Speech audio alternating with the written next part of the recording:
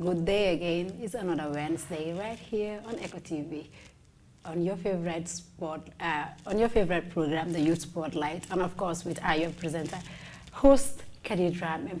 Well, as usual, every week we bring you youths around this country that are doing extremely well in their own specialization or in their own work of art. And today, as always, I tell you, I'm not just focusing on one thing, but then every week I will bring you new things. And today I decided to look on something. Let's leave education, let's leave humanitarian services and focus more on art. And then for that, I bring you a young aspiring, scratch that, a young, brilliant, rising poet in this country that is doing extremely well. And then for viewers that will want to know, I will let her introduce herself, but then follow us on this platform, numbers on the screen, call them to sponsor this program, and then follow us to get more of this type of programs right here on Eco TV. And again, welcome to the Youth Spotlight. But then, good day, and welcome to the Youth Spotlight, the Radiant Point. Can you please tell the viewers who is the Radiant Point behind the pen? Right. Thank you so much for having me here today. I'm grateful. My name is SUbcribe, and I am a poetess, and I have a poet name called the Radiant Poetess. Okay. Yeah. How is that? How does that name come about, the Radiant Point? What do we need to know about that? Well, it's a name that defines me, I would say, because so every poet or every writer in the world, you should have a name that anytime people call it, it mentions you and it tells them what you do. So I got my name back in the days when I was in high school, and I got a mentor called Aliumane. And you know, because I call myself a writer and I read to people, he's like, you know what, you have to get that name that whenever people call, it has to define you, it has to send a message. So I started brainstorming, and I couldn't get one for myself because the brain wasn't sharp by then.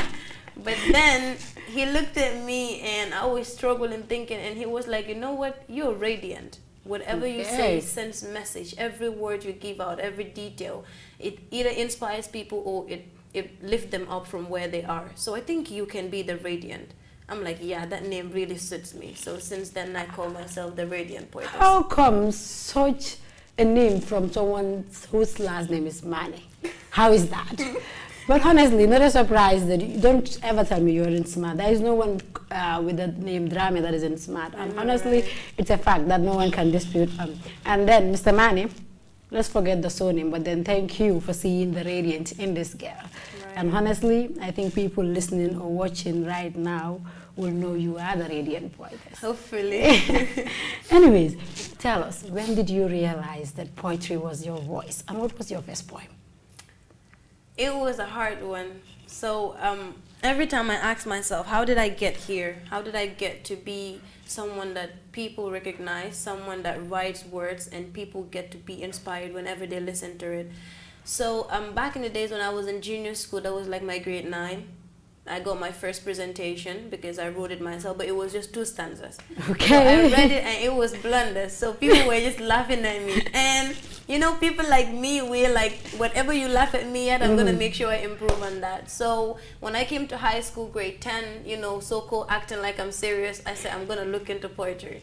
So I did that till I get to grade 12, my first time. And I realized I can do it way better than people I met in it. And I'm like, yeah, I'm going to take this to another level. So I wrote my first ever poem, which is Her Pain. And it's dedicated to a friend of mine that is a victim of sexual harassment. So when I wrote this poem, I've never released it, but I've read it out so many times. And whenever I do, people get inspired. They get the message because I make sure I use simple English that people can relate. So from there, I wrote more and more and more, and right now I have like thousands of them. They're uncountable. Gosh, and then I hope this country and the GAM industry, the poetry industry itself, is ready for all those poems that are coming. Yeah, I hope and we will be waiting here, right here, cheering you down. And tell us, Aisha, as you said, you felt like if you read that poem, people get inspired. But then as a poet or a poetess, you yourself need inspiration. So where do you get inspiration from? Faith, society, environment? Where does the inspiration come from? Well, people who listen to me giving presentations or getting interview, we get to realize that I mention one common name all the time, that is Alubadumane. Because to be honest to God, we need to give credit to people that lift us up, people that help us through our hard times. And he is one person that get me who I am today, made me who I am, brought me to this position, because he was there whenever I feel like, you know what, I have to quit because people are bullying me. He's there to tell me, you're going to do it. If you like, go and cry and come back again, but you're going to do it. So because of him, I've told myself, even though the wall is against what I do, or I don't have the support, just because you believe in me, I'm going to make sure I get to where I am. And yeah, I thank him wherever he is in this world, and I'm working to make him proud though. We thank you, Mr. Ali Badumane, for, as I said, for grooming this young, brilliant poetess to who she is today. And I'm sure you will make him proud. That Surely. I'm sure of that. But anyways, before we go, you will give us something, but then that will make viewers to be sure. Because I know what I see and I know what I had, so they need to hear too. But then, is there any poem that you have wrote or recite that best describes you? Like that you feel like this is me? Yeah, I've wrote one poem that is completely me. It says everything about me. Like if I read it, I'm done. You don't have to ask me my name or who I am. But then I haven't released it yet. However, I'll be having a program 27th of next month, and that will be one of my biggest performance on that day. So whoever attends the program would not ask anyone again who the Radiant Poetess is, because I make sure every little word in that poem describes me, what I do, how I came up, and how I got to the position I am today. Well, that's something. But then there is a poem that I listened to recently that is just dropped by the Radiant Poetess. And believe me, with the circumstances that we are in, as in the year that we are in, that everyone knows in the Gambia that we are in an election year, it says a lot. It educates us a lot on politics and on elections. And then before we deliberate on that, before I ask you how that come about, I will want the technical department to just give us just a tip of it, not all of the poem, but then just a tip of it for us to listen. Then viewers, you can go check it out and listen to the entire poem. But then technical department, help us just with a few lines from that poem. Well, I just want to let them know it's that time of the year again. That time when we at times make wrong decisions and land an entire generation in so much commotion. Times when even the old has the energy to roll from basset to board. Expectations become disappointments. Families turning apart. Father hating a child for not being part of his political party. Friends turn into enemies. Co-workers fight. Even couples separate bed, all in the name of party. It's that time again when colors speak louder than voices, clearly stating who stands for who. Times when everywhere has giveaway shirts and hats. It doesn't matter if you choose, just put them on and you're part. These are the very times when a mother don't mind leaving her child with the unknown. What a world. But here's the catch. Whether you love or hate, we all face the same change. So why choose to party a day then let struggle abound? It's the same Gambia, so let's vote, not code. From moments of enjoyment to struggles, complain. Okay, and I will just take it. Let's vote, not code. What is that? Right, so this speech took me approximately 2.5 weeks to write compared to how I write other poems. I can sit a day and get inspired and write a complete poem. But then this particular one, because the target is not just Gambians, the target is the entire Africa at large, because we have few countries that we have similar cases on, where you have, you get to vote because you just want to vote, or your father is in a political party, and at the end of the day, we all complain about the same things, the same economic failures, the same, you know, not getting what we need as citizens. So when I wrote this poem, specifically what I mean by let's vote not code, meaning you don't have to say, well, party X leader said he's going to do this, he's going to do that. However, just vote because you know this particular person is going to do it for you. And I do mention things like a father hating your child because he's not part of your political party, friends turn into enemies, co-workers fight, even couples separate bed. And I made sure every single word I say in that poem is exactly what is happening, because I took my time. I listened to news, I look in my surrounding, I observe what is happening, even though I'm young, but I know what is going on. Sure. So every single detail in that poem is sending message to whoever cares to listen, whoever cares to see a Gambia in a better position, that your vote doesn't mean I'm young or it's just one vote. It can actually change a lot. Because today, if I look at you as we're not friends, your political party is not mine, at the end of the day, we all meet in the same market. You know, you buy something 50, I buy it 50, there's no difference. So what happens if we just forget all the tribes, the hatred, the enemism in between us, and we come together and vote for the leader that we all deserve? And at the end of the day, we all have the same, you know, common goals. We all have the same success together as a country. So, and I specifically release it early, so before election comes, it get to circulate the entire Gambia, so people hear it. Even the ones that we are going to vote for, I want them to hear this poem, because I want them to know, no matter how small we are listeners. You know what they say, so if what we see is what we become, right? And what they train us is what we will become. So I need them to know that someone as young as me already knows what is happening, and like they either do it or let us do it, and we're not in the position yet, so we're advising them to do it. So I did it in the most respectful manner. I make sure I don't use any bad words, and I make sure I don't mention any names. I just made it specifically for everyone, those voting, those not voting, those underage, because even we are voting this year. We're part of it. Clock that, because personally I'm a first-time voter, so then I think that comes with a lot of excitement, but then it comes with responsibility, because at some point here is where we will tax ourselves as to we took part in it. Because at this point I will tell people that those that voted last year, I will tell them but then today we have that the same responsibility is being passed on to us, and then the fact that even though we are young, we still deem it necessary to talk about what we understand, as you said.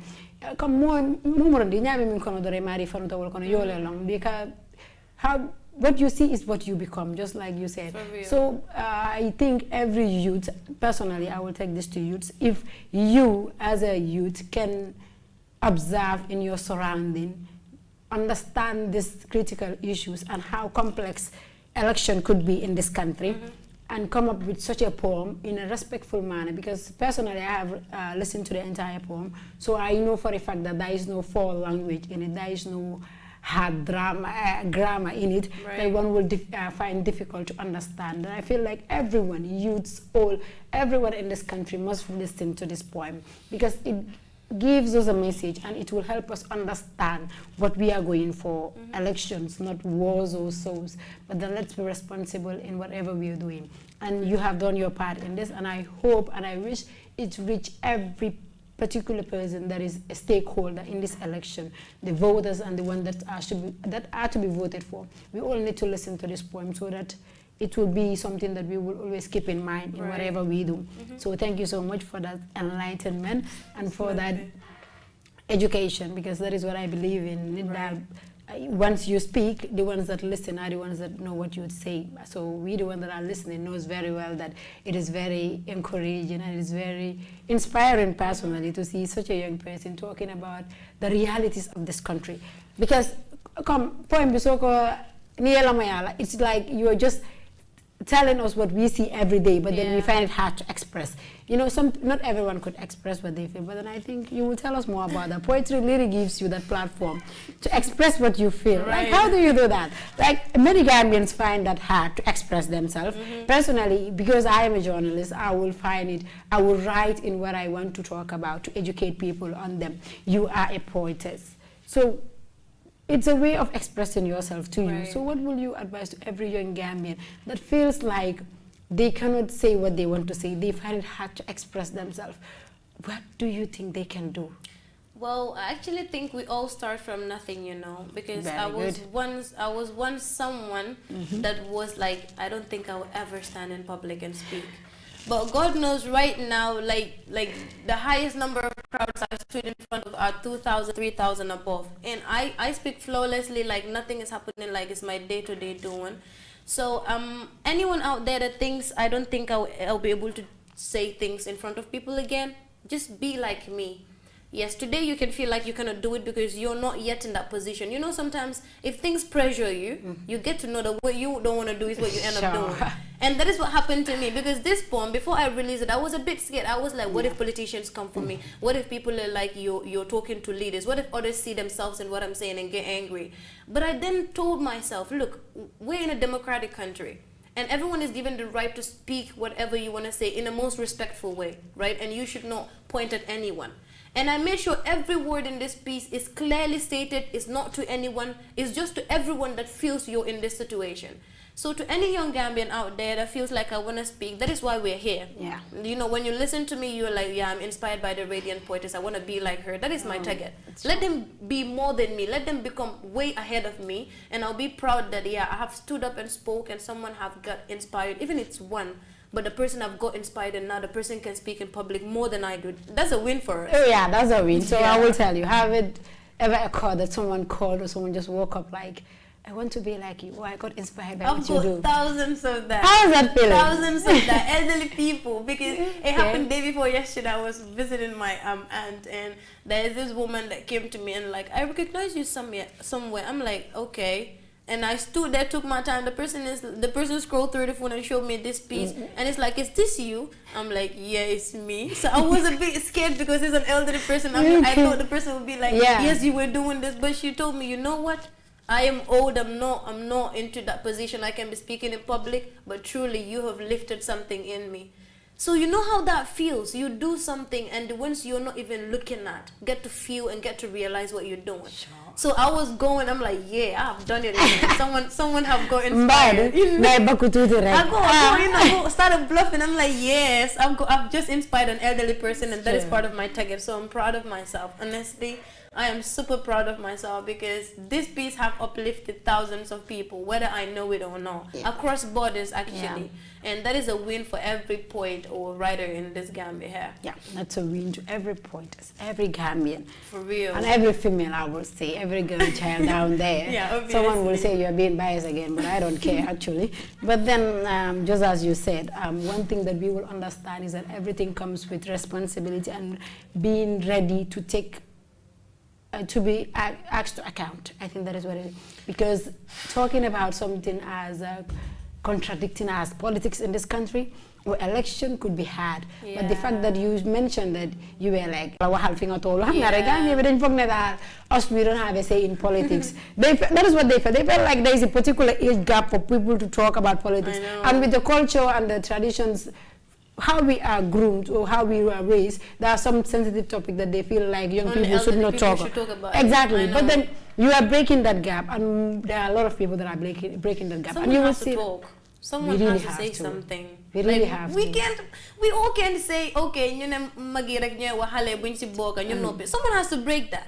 You see this poem, I'm promising you, before next year or the following year, you will see someone bring up something as concerned.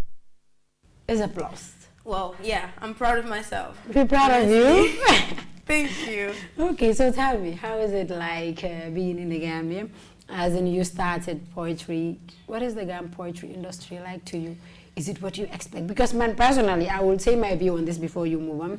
I listen to many poems. Like, I love poetry. I actually used to write, so I'm not writing anymore. I'm not planning on writing again. But you feel like there's one thing that Gambian poets know best, rhyming, lolu suñ doole la. But I felt like Gambian poetry could do more than that. You listen to some pieces, you feel like, but then I listen to your poems. Believe me, I'm not being biased, but I felt like, yeah, I can relate to it. Not just relate, I can understand, because you don't give me grammars that I need to go on research. And yes, there are some poetic devices that you will use, and that is normal in any poem that you read. But then you realize that your English is to our standard. Because it's not about the grammar that we speak, because your aim is to send message, is for people to listen. So if they are struggling to understand what you say, I think it's hard. But you are one person that, there are few that are doing well, but you are one person that I would really say, you are very good with the language that you are doing the poetry in, because any basic or average Gambian can relate to your poem and can listen to it. And I think that is the target. So how do you feel like being with other poets rather, and your poetry being different? I felt the different. Well, right, this is it. So before I ventured into poetry, I mean, before I made it known worldwide, I would say, like bring it out, I used to listen to so many poets, not just the Gambia, but outside. And sometimes I feel really bad that I get way inspired by outsiders than Gambians. Not because they do better, but because I feel like they understand it way than I do, I would say. So this is it. Poetry is, the sole aim is to educate, right? No matter what it is, you're just there to educate. So you are sending a message to every type of human being. Let's say your targets are nursery school students. You're not expecting to use jargons on them, and you're expecting them to understand. You're not expecting to tell grandmothers that we want you to live long, we want you to know we love you before you die, blah, blah, blah. And you use jargons on them. They have done their error. They don't know those words. So I've got to realize that Gambians can do poetry, honestly to God. They can do it. When they read, you feel the emotions. You know what they're talking about. But the only problem they have, everyone is not like Aissatou Drame.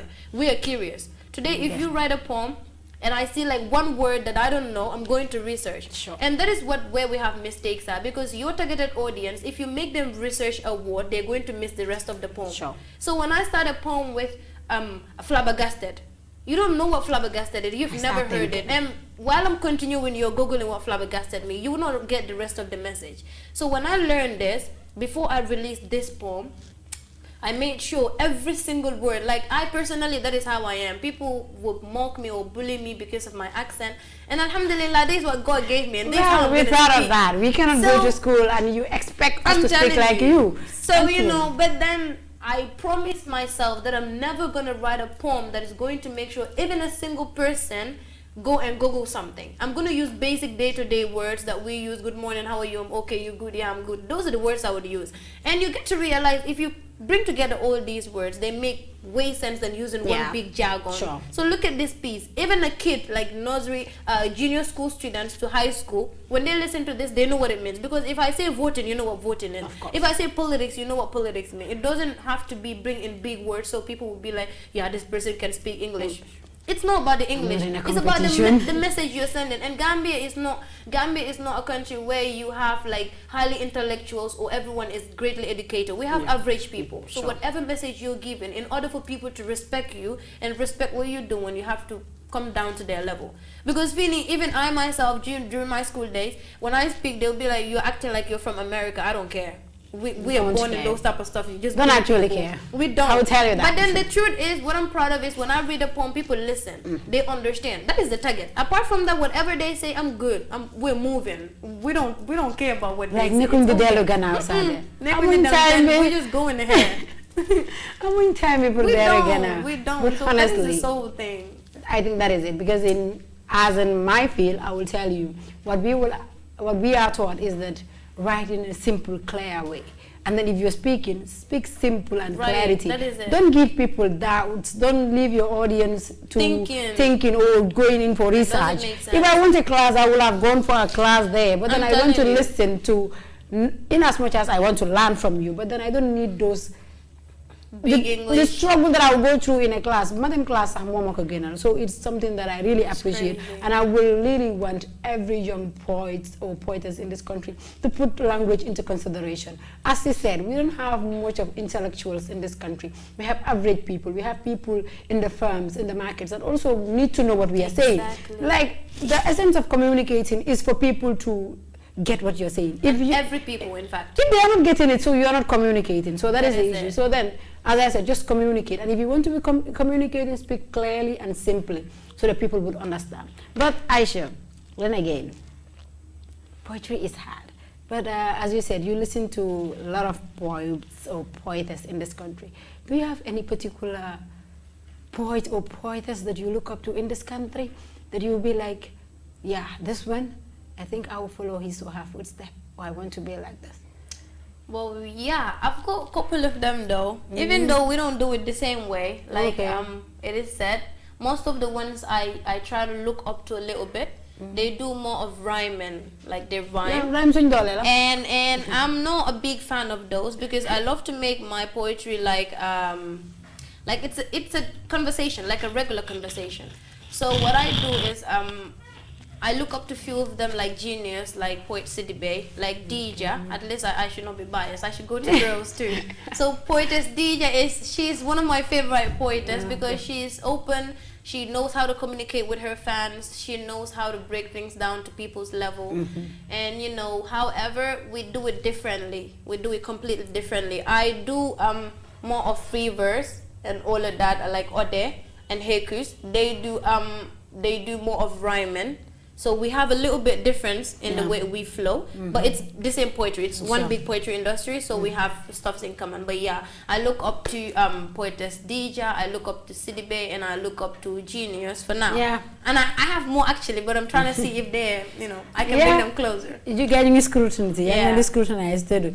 No, it's good. And whatever you do, I feel like it's important to look up to people that you feel or might find in that industry, because in as much I don't believe they have much stuffs than you, but then kula jitu sa neeg bi len di mo lay wax fan ngay tok, you met them in it, so it's good to look up to them to at least so that you could see where to learn and where to get things from. So that is very important in whatever one do. And as I said, this is the youth spotlight that will bring you youths around this country that are doing extremely well in order to improve national development. You could realize that Aisha doesn't need to do much. If I say much, it's like jarul nga xar sa gannaaw wala dem xeexal nit wala saaga nit just to bring development. I think people need to understand. Gambia needs to adopt dialogue, conversations, and I think poetry is one way that we could do that, and it's one way that you are doing it, because today any person that listens to your poem nga borom yola moy bañ de su ko nexé mu bañ la yo, but what you say is not something that he or she can hate, because it's the reality that we live in. It's what he or she sees every day. So it is very important. I'm really glad that you accepted this invitation to be here. We are really honored to have such a person. And not to brag, but that is because you are drama. That's why you're this intelligent, this beautiful, this cute. But then, just a quick one before you go. As usual, it's a culture here in the Youth Spotlight. I would like each and every person that comes here gives us at least 3 takeaways that we could learn from. What do you think anyone seated down there that wants to venture into poetry needs to keep in mind? Just 3 of them. Okay, so to make it really simple, I actually think is go ahead with what you want to do. No matter your surrounding, no matter the people you have, no matter the family background, because I am an inspiration to myself, right? So we grew up in that society where we have a lot of norms and values. Like anyone that knows Mandinkas, you know that's what we're all about, norms and values. But then one thing that kept me going is because I'm not scared of speaking, and that is why I always inspire people. Even if you're innocent, if you don't say it, people don't know. So, and communicating to people, you don't have to be rude. You can tell an elderly person the truth without insulting. So what I do is sit my people down, my mothers, my fathers, my aunties, tell them, look, I know you want the best for me, but you don't want the best for me more than I do. Like, and whatever I venture into, I'm not willing to disappoint you. Is to make you guys proud. And I need you to believe me that this thing I'm venturing into, inshallah, I'm gonna make you guys proud. You're gonna do that. And when I tell them that, they're like, you know what? Do what you wanna do. Go ahead and do whatever you wanna. We are right behind you. Sure. And I'm surprised that because I'm about to have a poetry program for the first time. And I've got my uncles from abroad, all the way from abroad, being part of my group. I'm like, what? They texting and saying, we're proud of you, our daughter, you're doing good, you know? So if I don't take my time and sit down with them and talk, they would not know what I need. You know, the effort and the stuff I'm doing. So anyone out there that is doing the same thing, just communicate. You just tell people what you're up to, because parents always want to protect us. They don't hate us. So whatever we're into, they want to make sure it's what is best for us. But if you explain to them, make them understand, they're going to help you with it. Of course. I would say. Yeah, that is very good. And personally, that is one thing that I accept. Radical children like us know what we want. Right. But then if you are scared of communicating, they might not know. Like, people might want to support, but ni male be me support la nyaji. They most support no la me besirin dorang. I ablo la nyu kanga besirin. Today your uncles that are reaching out, they are reaching out because you did something. Yeah. You didn't just sit at home. They contact you to say, "Aisa nyinket and then me ma because they saw that you did something, then they step in to help. And I think that is how life should be. You should be able to, you take the step, the risk, then people will find you in. Mol be tar la jel. But ni ko be sila pour mole ne sika, ye dandam, ititafang ko ital ne jebe. So that is one thing that is very, very important in whatever you're doing. And I think everyone down there needs to listen. No matter how radical you are, what you think you are going to decide to do with your life, but don't be scared of communicating. Those parents loves you more than any other person, so just put it to them that they are the one that took you to school, they're the one that raised you. They know that your aim is to make them proud. So so just make them understand, and they will accept. Some of these parents don't know poetry, so you cannot just walk up one day and tell me poet lady, poet, you have a woman poet. So and at some point they tell you, if that's on the stage you can all that. So you need to communicate, make them understand what you want or what you are going to do, so that they will accept that. And I think they will learn from that. Every other person, and I myself included, will learn from that. Communication is key in whatever you do. So just communicate, let it out, and then step up for whatever you want to do. Believe in yourself, then you will get there, just like Aisha is getting there right now. So, but then a quick one, just leave us with at least 2 or 3 stanzas. Just give us something. I just want to listen to you again. So then just give us something, not from the audio, because lolu gaay dañ ko déglu mun naan gaay foog ne da nga doon plan ak leneen waaye bii planu loo ko parce que man waxuma la pour soo ñëwee danga may jox 2 lines also, but then give me just 2 lines to close with. What is anything that you could say to viewers, just anything, just in poetry, in your language as usual. Just give us anything that you feel like we need to take home. Right, okay. The day her pride was gone was the very day you pushed her into that dark room. He said, "Shh, make a sound and I would kill you." Poor her. She has no choice than to abide, because seriously, she didn't want to die. You turned her shirt, did the first, second, and third, and you're like, "Go greet mama for me." How heartless can you be? How selfish could you become? Didn't you think of her dreams? Didn't you think of what she could be? An ambassador maybe. Her pride is gone. Her dignity has been turned to brutality. She can no more live in fantasy. She got sleepless nights, blindfold eyes. She's been denied her right. She no longer feels bright. Okay. But she is done crying. She have sworn to be fighting. She won't run, talk less of hiding. She won't forget, but surely forgive, because she was taught by her dean to always learn to forgive. Mama told her to respect you. Seriously, she's gonna respect you, but she won't worship you, so don't try her, because she's gonna crush you. You think you're a man, so why should she drum in your ears and it runs in your brain, and yet you can't forgive? You know, ragal do take. Quando may take and that may tahaw tali safara for my take. No, you're gonna take it.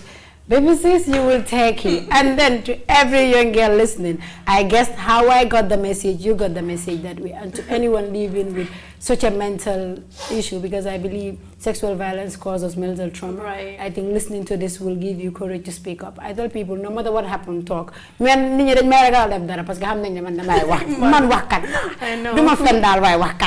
So anyways, thank you so very much for being here. We are honored to have you here. I'm honored. And to our viewers down there, today this is what we have for you right here on the Youth Spotlight. As I mentioned, bringing you youths in whatever they do. It doesn't matter what you're doing. As long as you're a young person that is doing, just believe in what you are doing. And then one day I will get to you, because I want to have every youth story right here in this platform. Well, as I said, every week we bring you youths around this country that will give you what you want, tell you what you need to hear, not be just to boast or to brag, but then just to inspire you, to teach you, to show you that you could also get there. And wherever you are in this country as a young person, we will get to you, inshallah, because we need to have all the youths around this country, their stories right here on this platform, so that viewers down there could get inspired, could get educated. And until then, it's a bye till next week. Ciao.